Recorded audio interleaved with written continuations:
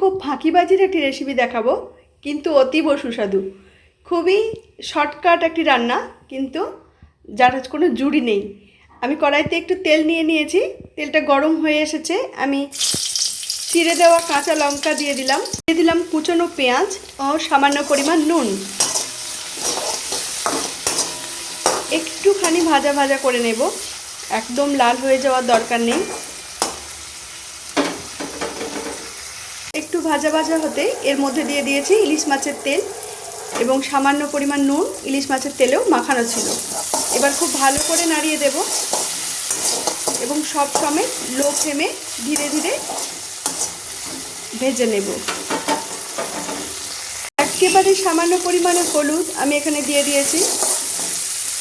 লো ফ্লেমে ধীরে ধীরে নাড়াতে থাকবো।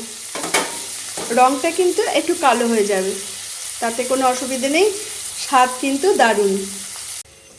প্রায় ভাজা হয়ে এসেছে, তবু আরেকটু নাড়িয়ে আমরা নামিয়ে নেব। এক্ষেত্রে কিন্তু যখন মাছের তেলটা দেবেন, ইলিশ মাছের তেল, তখন খেয়াল রাখতে হবে পিত্তথলিটা যেন এর মধ্যে না পড়ে যায়। পিত্তথলিটাকে বাদ দিয়ে তারপর কিন্তু ভালো করে ধুয়ে নিয়ে দিতে হবে, কিন্তু স্বাদ একদম তেতো হয়ে যাবে। এই ফাঁকিবাজি রান্নাটাকে আরেকটু বাড়িয়ে নিতে গেলে আপনাকে বেগুন কুচিয়ে সেটা ভেজে নিয়ে তারপর পেঁয়াজ এবং মাছের তেল দিতে হবে, বা আলু কুচিয়ে সেটা ভেজে নিয়ে তারপর মাছের তেল এবং পেঁয়াজ দিয়ে এভাবে ভেজে নিতে হবে। তাতে পরিমাণটা অনেকখানি বেড়ে যাবে। এক্ষেত্রে আমার পরিমাণ বাড়ানোর দরকার মনে করিনি, যার জন্য আমি একটুখানি ভেজে নিচ্ছি। যাই হোক, গল্প করতে করতে ভাজাও হয়ে গেছে। এবার গ্যাসের ফ্লেম সম্পূর্ণ বন্ধ করে দেব। গরম ভাতের সঙ্গে এর কোনো জুড়ি নেই। গ্যাসের ফ্লেম বন্ধ করে দিলাম। এবার নামিয়ে নেব একটা বাটিতে।